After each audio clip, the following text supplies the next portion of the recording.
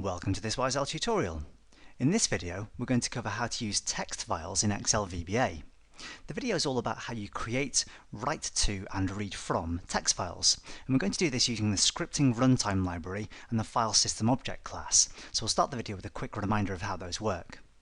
Then we'll show you the basics of how to create and write to a text file, followed by how to open up an existing one and append data to it. We'll also talk about the various methods of reading data from a text file, including how you can parse your own text strings into different units of information. And then we'll finish the video with a quick look at how you can combine using text files with events, so for instance to create change logs in a workbook. So there's quite a lot to do in this video. Let's get started. In the previous video in this series, we looked at how to use the Microsoft Scripting Runtime Object Library to manipulate the Windows file system. So we looked at techniques such as creating folders and copying files and so on. We're going to continue the theme in this video, but today we're going to show you how you can manipulate text files. I wanted to start the video with a quick reminder of how to reference the Scripting Runtime Library and how to create file system objects. So if you haven't already done so, head to the Tools menu in the VB editor and use References. And then scroll through the list until you can find the Microsoft Scripting Runtime Library. Let's see if I can avoid scrolling past it today. Nope, I've done it again. Microsoft Scripting Runtime, there we go. So if you check the box next to that library, click OK, and you now have access to all the tools you'll need to manipulate files and folders. We should create a file system object variable to begin with, as usual. So I'm going to start by declaring FSO as a scripting.FileSystemObject. And I'm going to set that variable to be equal to a new instance of a scripting file system object. Now this isn't the only way that you can do that, and the previous video shows you a couple of other techniques, but this is the one that we're going to use today. Now that we have a file system object, we can use it to create a new text file. And as with most other things to do with file system objects, this is incredibly straightforward. Let's start by declaring a variable which can hold a reference to our text file. I'm going to call mine ts as scripting.textstream. Once we then have a new file system object, we can use it to create the text file, and we can do that by saying set ts equals fso dot, and then guess the name of the method that we want to use. It's a fairly obvious one. It's called createTextFile. I can open a set of parentheses after that, and then see there's 3 parameters to this method. There's only one compulsory one though, it's the file name, which is actually the full file name and folder path of your text file. So I've already set up a folder that I'm going to use to create my text file in. It's called WiseOwl, and it's stored on my desktop. So I can use a Windows Explorer window to quickly copy and paste this, nice and simply. And if I paste it into a set of double quotes in my VB editor, I can then tag on a backslash, and then put in the name of the file that I want to create. I'm going to use a very inventive file name called test.txt. Then I can close the parentheses at the end, and that will be enough to create my text file. A quick little mention of the extra optional parameters for this method before we move on. You saw that there were 2 further optional parameters. If I type in a comma after the file name parameter, there's one called overwrite as boolean, and that's set to true by default. So that means that if this file already existed in that location with that name, then it will be overwritten as soon as you try to create it.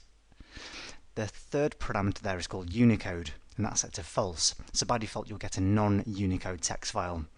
If you're storing unusual characters, so non-Latin characters basically, things like Japanese kanji characters, etc., then you might want to consider using a Unicode text file to make sure that you can actually store those properly. However, we're going to accept all the defaults as it stands, and that line there will create our text file for us. When you create a text file using that method, the file is also opened and available to have data written to it. And there are 3 different methods for writing to a text file. Let's start with the basic write method. I can say ts.write. What I'd like to do is write in a line which says when the file was created. So I'm going to use the write method and provide a value to its single compulsory parameter, text as string. It's going to say created on, and then I'm going to concatenate the result of the now function, which gives me the date and time. I'd then like to make sure that I get a new line in my text file, so I'm also going to concatenate on a VB new line character. So there's a single line which will generate a line of text in my text file. Having to concatenate your own new line characters at the end of each string can be a little tedious, so there's another method that actually incorporates that within it. If I say ts.writeLine, you'll see that this time the single parameter is optional. So if I just said ts.WriteLine, that would write a blank line into the text file. But I can also include a string of text, and this time I'm going to say who created the file. So I'm going to say created by, and then concatenate on the result of the environ function asking for the username. So this time I don't need to concatenate the VB new line character because that's incorporated within the WriteLine method. As a brief aside, now that I'm using the environ function to pick up on who's running my code, I should also make sure that I generate the text file not always on my own specific desktop.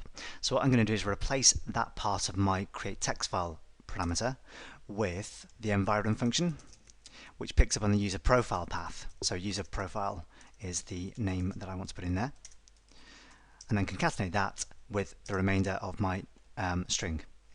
So that will make sure that I generate a text file on the desktop of whoever's running the subroutine, and I also pick up on the name of the person who has run it to write that into the text file.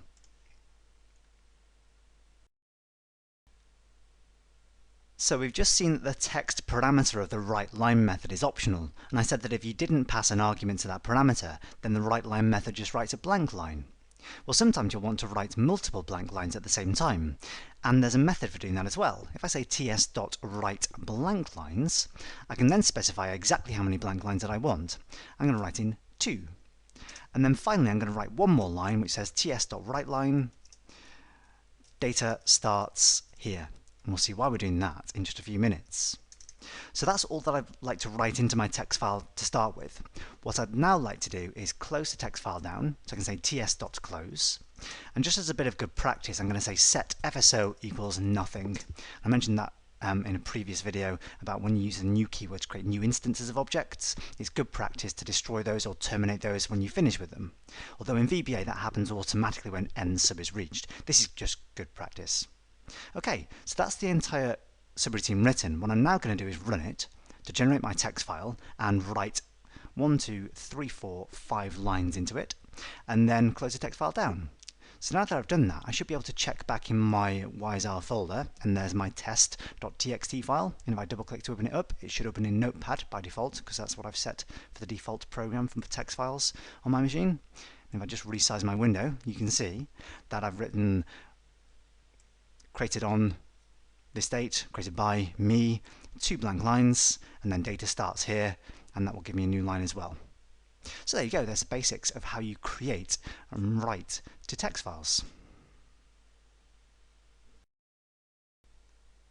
So we've seen the basic way to create a text file and how to write basic lines to it. What I'd like to do now is move on and show you how to open up an existing text file, add more data to the end, and how to write slightly more sophisticated lines into a text file. So if I switch back to Excel, just so you can see we're in our favourite list of movies from 2012, we've seen this file many times in this video series already.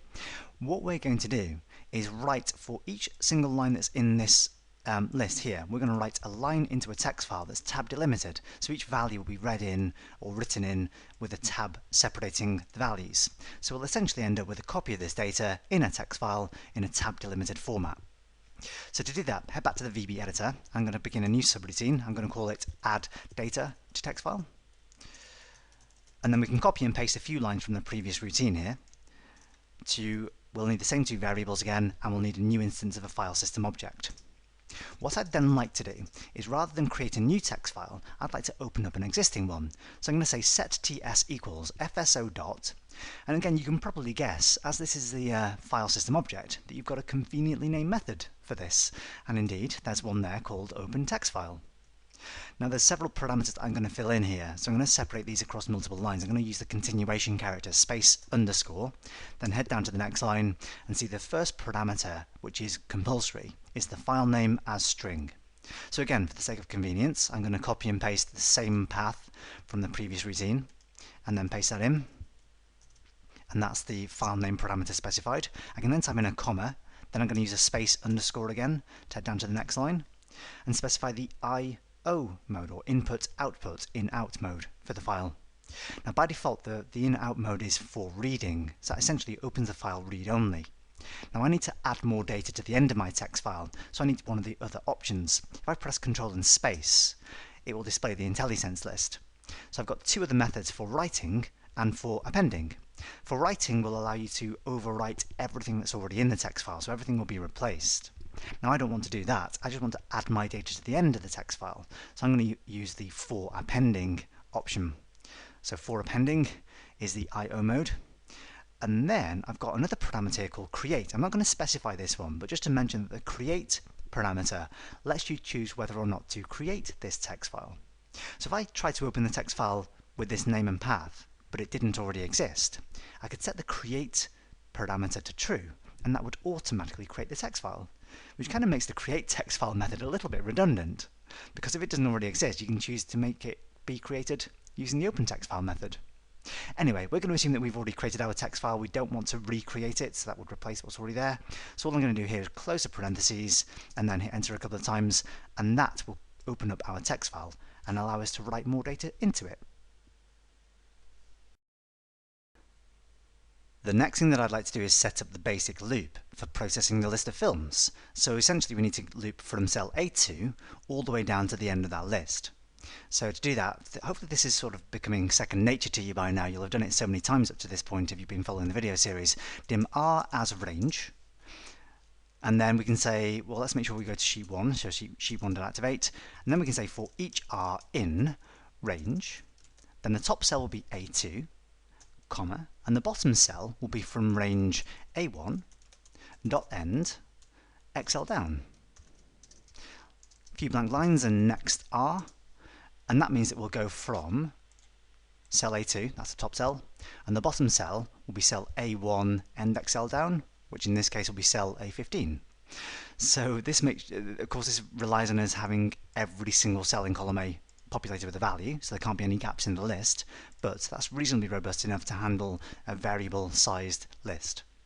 So what we've got to do now is work out how to write in the data for each line and separate each value with a tab. I'd like to make the system flexible enough to handle a variable number of columns of data as well as a variable number of rows. So what we're going to do is make sure that we count the number of cells in the title row, and that will tell us how many columns we have. And again, we're going to assume that every column has a column heading and there are no gaps in the list. So what we will do is, back in the VB editor, we'll declare another variable. I'm going to call this one dim colCount as an integer. And once we've gone to sheet 1, I'm going to say colCount equals range A2, comma, range A2 dot end XL2 right dot cells dot count, and that will tell me how many cells are in the title row, and that should basically work out how many columns of data that we have. Now that we have that, we can nest another loop inside the for each loop that will process each cell in the row. So I'm going to use a basic for next loop to do that. I'm going to say dim I as integer at the top, and I'm going to write a for I equals 1 to colCount. I suppose I could use another for each loop here as well, couldn't I? We could loop over each individual cell in the row of cells, but I've started a for next loop, so I'm going to continue with this. It actually makes it slightly easier to keep track of where we are in the row, which is quite important, as you'll see in a moment. So that's the loop that will process the row of cells. We've got the loop that will process the column of cells. All we've got to do now is write out the value into the text file for each cell that we encounter. And I'm going to do that by saying ts.write, and then the text that I want to write out is equal to the value of the cell that is offset 0 rows up or down from cell R and a number of columns to the right from cell R. So in literal terms, it will be r.offset 0 rows up or down, comma, then the number of columns to offset to the right will be equal to I minus 1. So I'm using minus 1 here because I've said I goes from 1 to the column count, which in this case will be number 5, because we've got 5 columns of data. So if I said just offset I columns, that would be printing out the value of the cell that is 1 column to the right, and that's no good. I need to print out the value of the cell that's in the first column the first time through the loop, so I minus 1, and that will make sure that we print out or write out the value of each cell in that row. So dot value, and that's the value of each cell. I also need to make sure, because the whole point of doing this is that we create a tab delimited set of data. So after each value, what I would like to do is concatenate on a VB tab character. Okay, so that's processing each individual row, but there's one tweak that I'd like to make to this. If we print out a tab character at the end of every single piece of information, then we end up with a rogue extra tab character at the very end of each line of data in the text file, and I don't want to do that. I only want to print out a tab character after the value if the cell that I'm looking at is not the last column. So the easiest way to do that with our basic loop, with our basic for next loop, now that we're counting the number of items, we can say if I is less than call count, then ts.write a VB tab character. So that makes sure that we don't end up with a tab at the end of each line. Okay, so we're nearly there with the writing. There's one more thing that we've got to do. Once this loop is finished and it's processed each individual cell in the row, we need to make sure that we write a new line character. So I'm going to do that after the for next loop, but still within the for each loop that says ts.WriteLine. So that makes sure that we go down to the next row in the text file, then down to the next row in our list of cells before we process that row of data again. A couple of last little things to tidy up. Once we finish writing information out, we're going to say ts.close, as usual, and set FSO equals nothing as a bit of good practice. So, fingers crossed, let's give this a quick test. If I save it and then run it, it's a good sign. If I go back to my folder of test.txt, open it up, here's my list of data, including the column headings for every single row and every single value. And there's a single tab character in between each unit of data. Just before we move on and look at how you can read information from a text file, I wanted to make a quick mention of how you generate CSV, or comma-separated value, text files. That's another popular file type. So what I'm going to do, just for the sake of convenience, is I'm going to select this entire subroutine that we've just written, the add data to text file subroutine, copy the whole thing, and then just paste it in below the previous one. Of course, we'll need to modify the name of that subroutine again, so let's say add data to CSV file. That'll be nice and simple. Then there's only a few basic things that we need to change. First of all, I want to make sure that we change the extension of the file to CSV. And I know that I don't actually have this file created, so I'm going to go to the third parameter of the open text file method. I'm going to type in a comma and a space underscore to go down to the next line. I want to say set the create parameter equal to true. So that makes sure that the file gets created if it doesn't exist. We're still processing the same loop here now, but what we want to do now, rather than adding a tab character in between each unit of data, I want to add in a simple comma. And I can do that by concatenating in a comma in a set of double quotes. Nice and simple and straightforward. So that's genuinely all I need to do to make this work. Once I've written it, I can click into the subroutine and run it. And if I switch back to my folder on the desktop, I'll see that I've now got a CSV file as well. Now it should be set to open in Notepad. It could well be that on your machine that the CSV files have been set to open up in Excel. So it's always worth a quick test. If you right click on the file, you can choose Open With, and then choose from a list of different applications. I'm going to open mine in Notepad, and hopefully here you'll see that we've got the same set of data now. We haven't got the header set of data because obviously I hadn't created that text file in the first place, so we haven't got the created on and created by, but you can see that each unit of data is now separated with commas. Now the reason I chose a tab delimited file in the first place for my text file is because we have a string of text which is the name of a film in our data. And it's quite possible that the name of a film could contain a comma legitimately as part of the string. And if that's the case, then we'll have some issues when we try to open up that comma-separated value file. But I just thought it was worthwhile a quick mention for how you can generate these and how simple it is compared to creating tab delimited files. It genuinely is just a change of extension name and then concatenate in a comma rather than a tab. Now we've seen how to create text files and how to write information to them. Let's have a look at how you can read data from a text file into Excel.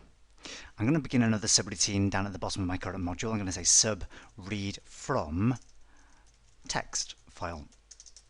And then I'm going to head back to my subroutine which wrote to my basic tab delimited file, just to make it easier to copy and paste a few things. I'm going to copy all of my variables and the set FSO equals new scripting file system object and the set TS equals to open text file. So let's copy all of that, head back down to my new subroutine and paste it all in. I'm going to give myself a few blank lines below to make things easier to read. We can get rid of a couple of our variables here now. So I'm going to get rid of the R as range and col count and I, so we don't need those at all. And then I'm also going to change slightly how the text file is opened up. So remember we opened it for appending previously. I'm going to remove that, press Ctrl and Space to display the IntelliSense list, and then choose for reading. And that's actually the default anyway for opening up a text file, so it's perfectly acceptable to omit that argument altogether and just say open text file, environ, or basically your file and folder path for the text file you want to open.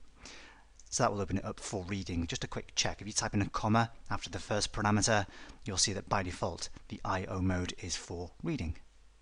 Okay, so now that we have that set up, the file is opened up, we need to read it into another part of our worksheet. In fact, what I'm going to do is create a brand new blank workbook. So I'm going to do that by saying workbooks.add, and then I'd like to read out every single line from the text file into the new workbook until I reach the end of the file. Now a text stream object has a convenient property that allows us to check whether we've reached the end yet. So I'm going to use a do until loop this. So I'm going to say do until ts dot at end of stream. And that will be true when we finish reading in all the lines and we've reached the very bottom. So do until ts at end of stream. Let's fill in the loop keyword so we can close our loop off. And then inside there, we can choose to read some information into the value of whatever the currently active cell is. So literally, active cell.value equals, and then ts dot read. So in a similar way to the fact that you can write information to a text file in one of several ways, you can read information from a text file in one of several different ways as well. Read will read a single unit of information. Read all will read the entire stream in one single go, and then read line will read it in one line at a time. So we're going to do it one line at a time. In fact, it's going to read the entire line of text into a single cell in the spreadsheet. So ts.readLine, and then I'm going to hit enter. Make sure that I go down to the next cell, so active cell dot offset 1,0 dot select. And then once again, after we finish looping, we're going to make sure that the ts is closed. And then we're also going to set FSO equals nothing. When I've done that, I'm going to run the subroutine, and we ought to generate a brand new workbook, if I switch back into Excel, that has read out the entire stream into essentially single cells. That's not particularly useful, but it's just a useful way to see how you can start to read information out. The next job is to work out how to separate out each unit of information into single cells. Now this is where things get a little bit more tricky, because instead of just reading out an entire line into a single cell, we need to break that line down into its individual component parts based on the positions of the tab characters in the string. So to help us out doing that, we're going to declare a couple of extra variables. We're going to have dim, let's call it text line as string, and that's going to hold the entire line of text from the text file. And we're also going to have one called tab position, which will record the position of each tab as we find them. And that's going to be an integer. It will give us a number as the answer. When we've done that, let's head back down to the loop. So instead of reading in the entire line into a value of a cell, we're going to replace that with a reference to our text line variable. That'll just make it easier to work with. And I'm going to take that line down a few lines down, because we're going to have another big chunk of text here now that will break down the line into its individual component parts. Now it helps to know something about the various text functions available to VBA when you're doing things like this, and there are several different approaches. Here's one that I know works for me. So what we're going to do first is find the position of the first tab character in the string of text. So if I just look back at what we generated earlier on, you can pretend that if you were counting the number of characters in this string, I is the first letter, that's character position 1, D is the second letter, position number 2, and there's a tab character hidden in between ID and title there, which is character number 3. So what I'm going to do is find the first tab character, or the position of the first tab character in that string, and for this particular string it will be position number 3. So back to the VB editor, I'm going to do that by saying tab position equals instra. So instra is short for in string, and it's a function that finds one string within another. If I open a set of parentheses, the parameter list is slightly odd. You can actually omit the first parameter, the start parameter, just by jumping straight to the second parameter. The start parameter has to be a number, and the second parameter has to be a string. So if you fill in a parameter or an argument that is a string to begin with, and I'm going to fill in text line as my first parameter, then it automatically assumes that that must be string 1. That's the string of text you're looking inside.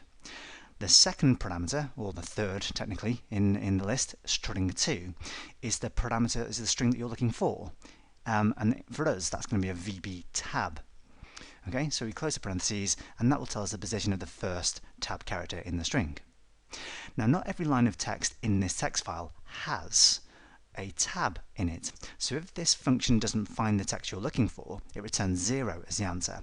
So we can use a do until loop there to say do until tab position equals 0. A couple of blank lines, and then say loop, and now we can fill in the details for each individual line that we encounter.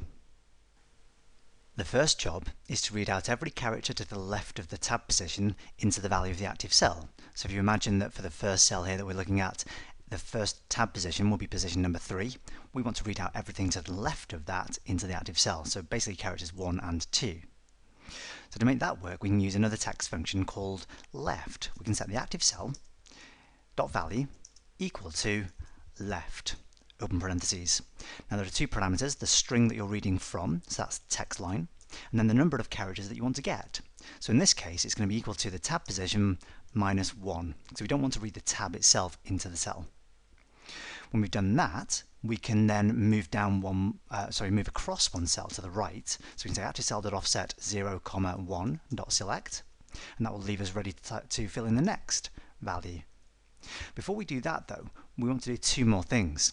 We want to truncate the current text line to strip off the characters that we've already dealt with. So to do that, we can say text line equals rather than text line, we're going to say text line equals, and I want to get all the characters to the right of the first tab position. Now to do that, there's a text function called write, which does essentially the opposite of what left does. I need to say what string of text I'm interested in, and that's text line again.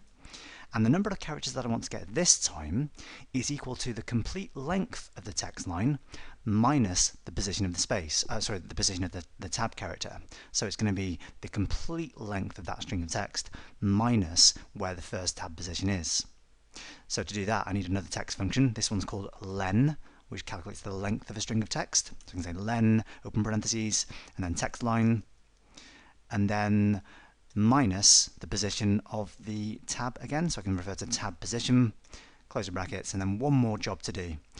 Before I move on back to the top of the do until loop, I've got to work out what the next tab position is. And I can do that just by copying and pasting the line that we used to do that originally. So tab position equals in string, in the text line, look for a VB tab.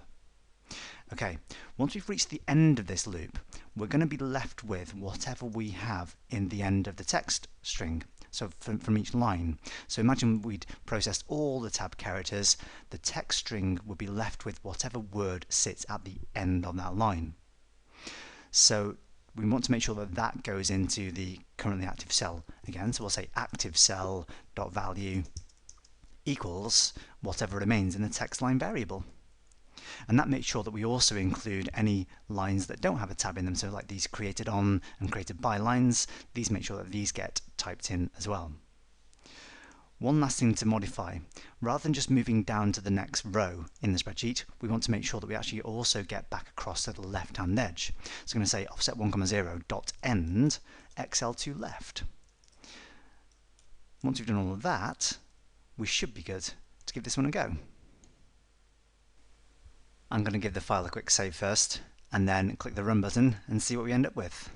So we should have another text file now, another Excel workbook now, where all the data is separated out into its separate columns. And that's exactly what we were hoping to get.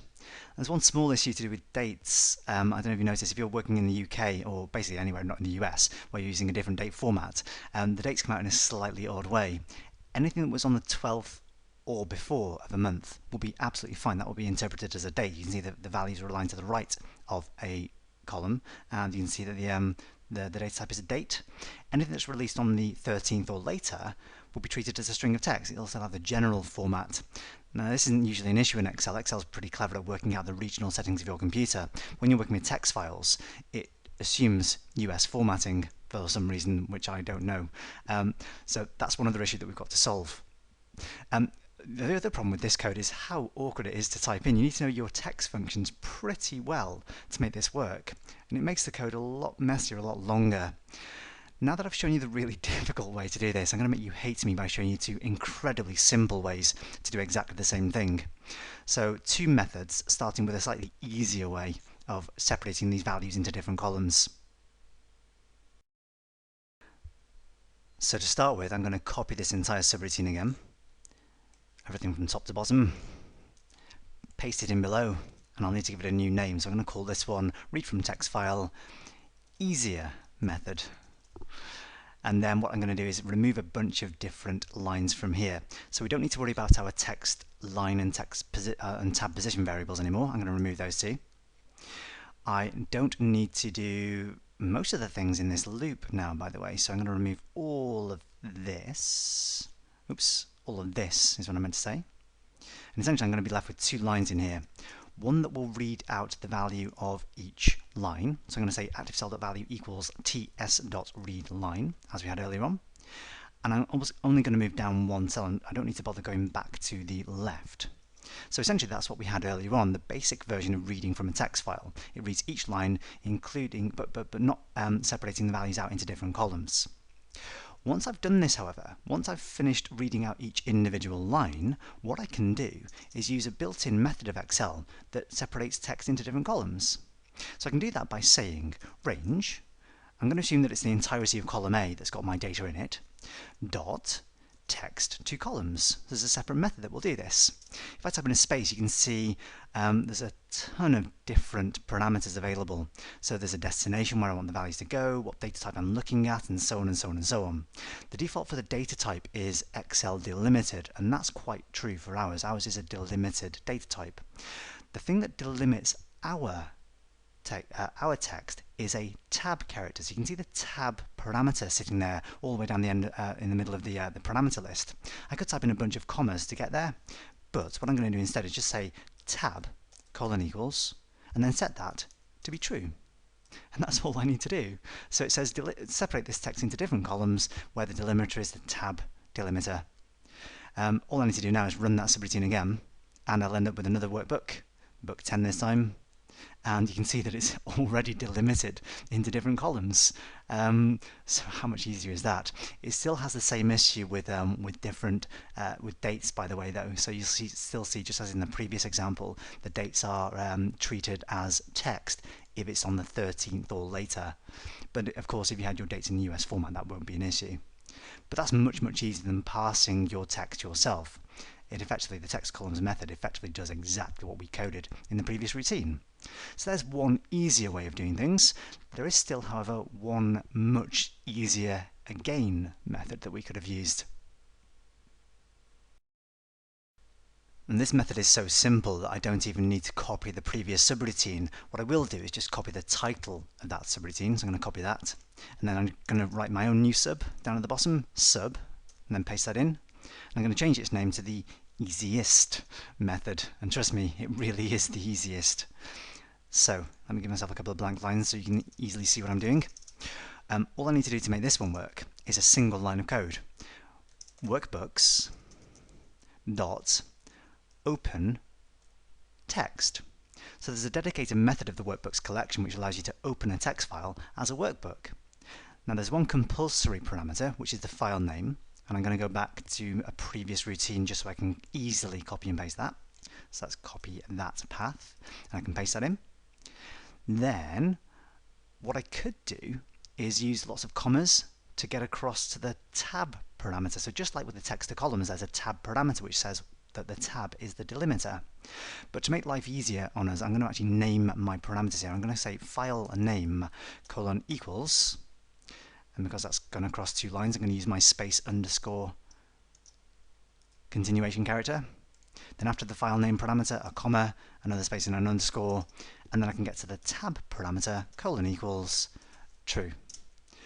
That is by far and away the easiest way to open up a text file that's got delimiters in it and separate everything into different columns. So you don't even need FileSystemObjects to do this. It's just the simplest method by far. If I just quickly run this one, I should generate a new workbook, or open a new workbook. So I've essentially opened up the test.txt file, and that's opened it up with all the values separated into different columns. Again, we still have this issue with dates that are after the 12th of the month are treated as strings unless they're in US format. But again, that's something we can solve later on using basic Excel methods. So there you go. There's 3 different ways to read data from a text file. In the real world, I doubt you'll use anything other than that one, to be honest, but it's useful to know the other 2 as well. So reading individual single lines, and also how to parse your own text files into their different units using a variety of text functions. Just before we move on, I'd like to have a quick look at how to solve this issue with date formats. I guess if you're living in the US, you can probably skip over the next couple of minutes of the video, unless you're really desperately interested. But for everybody else, it's probably worthwhile seeing how to do this. I'm going to head back to the subroutine read from text file. This is the one where we separate out the units of information ourselves, so we parse each line of text into its individual components. And this gives us access to each unit of data, so we can check what data type it currently is, and try to convert it into a different one. So I'm going to declare another variable at the top of this subroutine called dim, let's call it this value, as a variant. It's got to be a variant because we're going to store different types of data in here. It's not always going to be a string or an integer, so we're going to use variant to hold this. Then, in the do until loop, where we're separating out each unit of information, I'm going to store the value, each unit, into the this value variable. So I'm going to say this value equals, and then I'm going to use this expression here that we used earlier on. So I'm going to cut that from there and paste it at the end. A couple of blank lines then, and eventually, once we've done all of our conversions, we'll make the value of the active cell equal to this value. But in between there's a couple of things that I'd like to check. The easiest way to do this by far is to use a combination of 2 functions. So I'm going to use an if statement first of all. I'm going to check if is date. So the isDate function allows you to put any piece of information into it, and it will check to see if it is a valid date. And that includes date formats that aren't just US formats. It will incorporate UK date formats as well, where it's day, month, year. So I can pass in this value, and then type in then. Couple of blank lines and type in end if. So this function just checks if the value that I'm passing in is a valid date. If that's true, I would like to physically convert that value into a data type. So I can do that by saying this value equals cDate. So convert to a date. We've investigated the conversion functions in the video on variables, which is way back in this sequence of tutorials. So the cDate function returns a value as an actual date, and the value I'm going to convert is this value.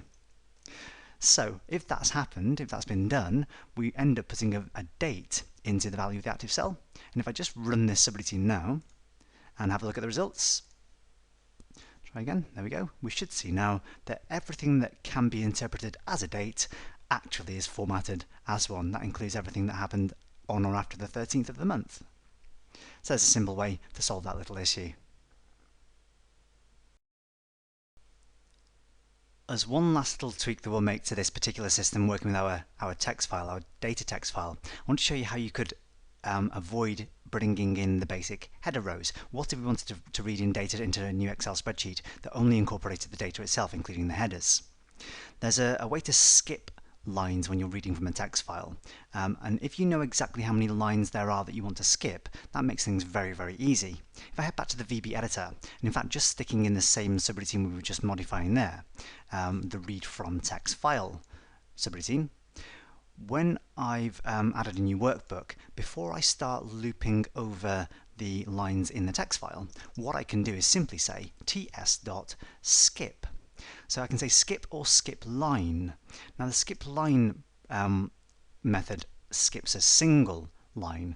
So if I wanted to do that 5 times, I'd have to write it out 5 times or put it inside a simple loop. Let's do the really, really simple way of doing it. I'm just going to copy that and paste it in 1, 2, 3, 4 times. That skips 5 lines. It looks a bit messy. Of course, we could just wrap this up inside a for next loop and make it run 5 times. That would be a slightly more efficient way to do that. But if I run that subroutine just for the moment now, the result is that same text file, but missing out the first 5 lines, so it omits the headers. Now, you might not always know exactly how many rows you want to skip at the top of your text file, but what if you had a marker point which indicated exactly where your data begins? As we put in earlier on, we have a little marker that says data starts here. Another kind of easy way to get to that point is to put in a do until loop.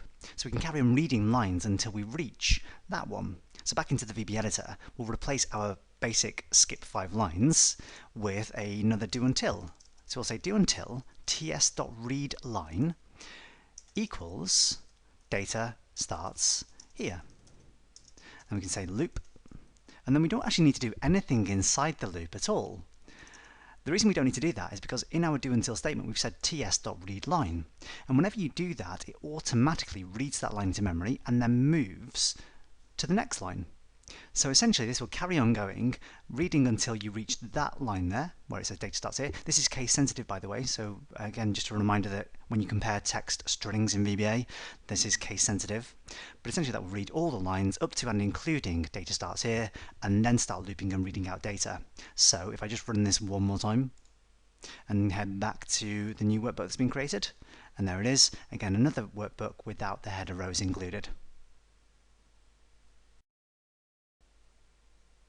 So we've seen lots of different techniques here for working with text files, including how to create them, write information to them, read from them.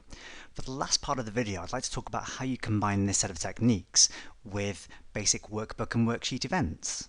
So text files are a really convenient way to record what's going on in workbooks that you've created. So for instance, you might create a log which keeps track of who opens your files and when that happens.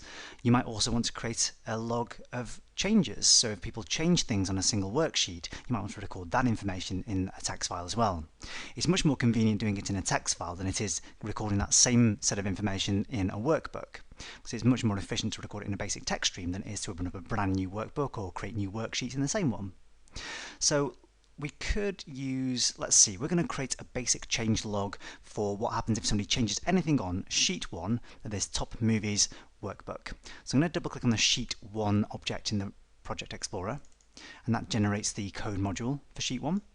What I'm then going to do is choose an event of that worksheet. So I'm going to click on the drop down arrow at the top left hand corner and choose worksheet, and that will generate the selection change event, and that's triggered every single time you change what objects are selected. Again, we've created another video altogether on event procedures in VBA, so this might be a good point to head off and watch that video if you're not sure, if you're not familiar with what we're doing here.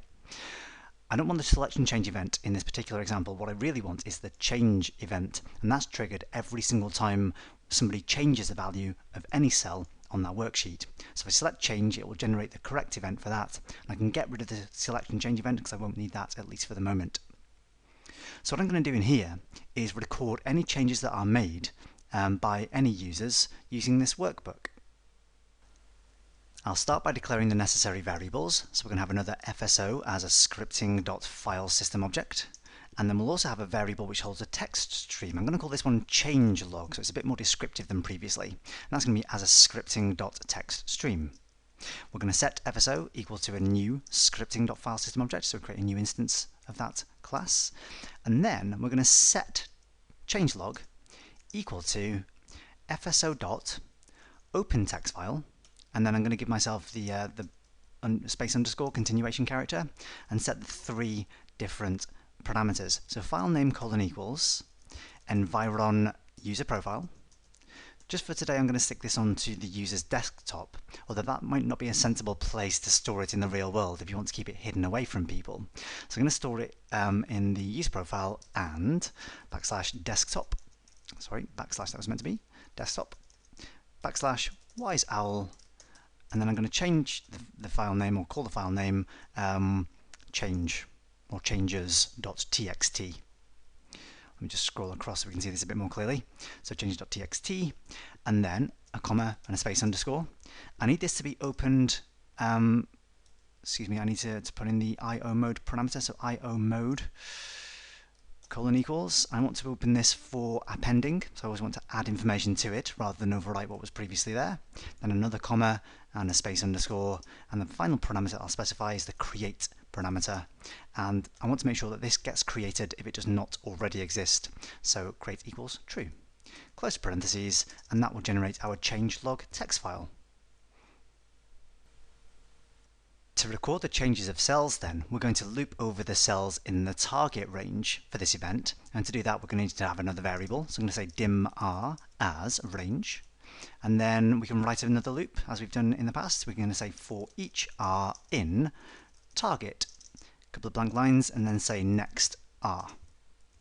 Essentially what I would like to do into my changelog is I'd like to write out some information. So I'm going to say changelog dot write. And the first thing I'm going to write is the date and time that something happened on. So I'm going to say now, ampersand VB tab. So I'm going to separate it with tab characters. Then I'm going to have changelog.write. I'm going to put in the username of the person who did it. So I'm going to say environ username, ampersand VB tab. I'm also going to write out the cell reference that was changed. So I'm going to say changelog.write r.address, and that will give me the cell reference, and a VB tab. And I'm finally going to print out the value of the cell that was changed as well. So I'm going to say changelog.write r.value ampersand VB new line.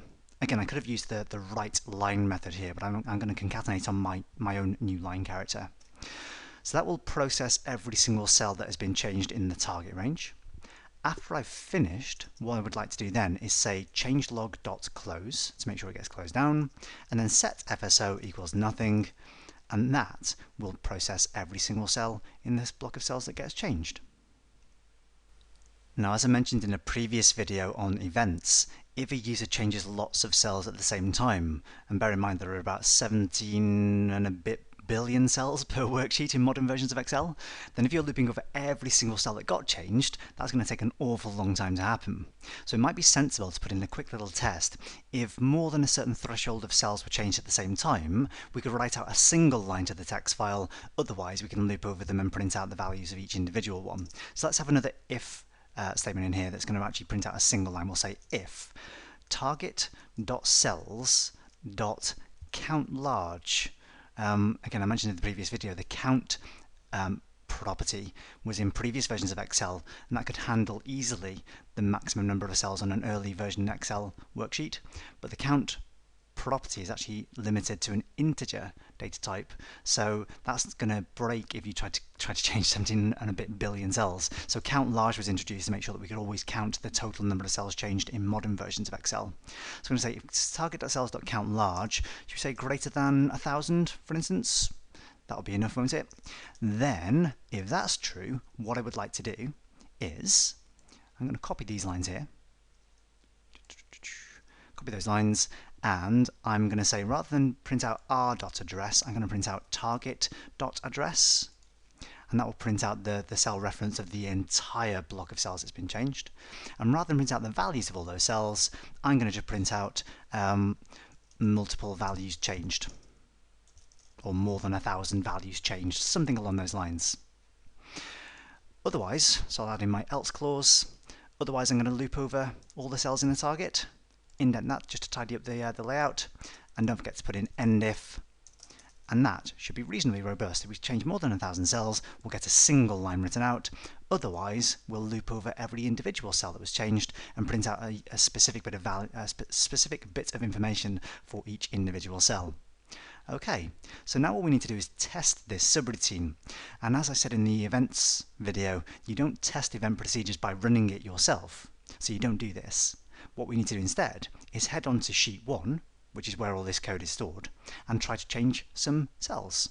So let's do that. Let's head back to Excel, and in sheet 1 we could try to put in a new value. So we could put in number 14 and put in a new film name in gravity, and I can't remember what date it was. It was something like the 11th of December 2013 or so, I think. It's about 90 minutes long, and that was, let's call it an action film, and that'll do. Having done all that, every single time we change a value of one of those cells, it's been recording those changes in our changelog. And it will do the same thing if I select a bunch of cells all in one go and hit delete to delete them. That will be recorded in the changelog as well. So now that we've done that, let's just have a quick look. In the WriteLine folder, we should have a changelog, or changes, and there it is. If I open it up, you can see all the things that I've changed have been modified. We didn't put in a thing that checked if the value of the cell was empty. So when you delete values of cells, it just prints a blank for us there. So we could have recorded another if statement that would have checked if the value was blank, then put in something like the actual word blank, for instance, just to have something listed there. But that's fairly easy to add in yourself later on. Let's just quickly check that if we try to change lots and lots of cells in one go, so if I select the entire worksheet and just hit the delete key, oops, then I'm going to hit the undo button there to bring it all back again. Then let's have a quick look back in the changes file and see what happens there. So back in the changes file, we can see as well as all the individual cells being changed with our undo, we should also see a line which says multiple values changed, and there it is. So that's everything from cell 1 to cell 1,048,576, or row 1,048,576. And then there's the undo, which has looped over all the cells that we've undone and recorded every single value that was changed. So there you go, there's a useful technique for using text files, recording changes or events in your workbook, but storing the event text in a file that's not the same workbook. So hopefully you'll find that useful in the real world. I think that's probably enough on using text files in VBA for now, so hope you find the video useful. Thanks for watching. If you've enjoyed this training video, you can find many more online training resources at www.wiseowl.co.uk.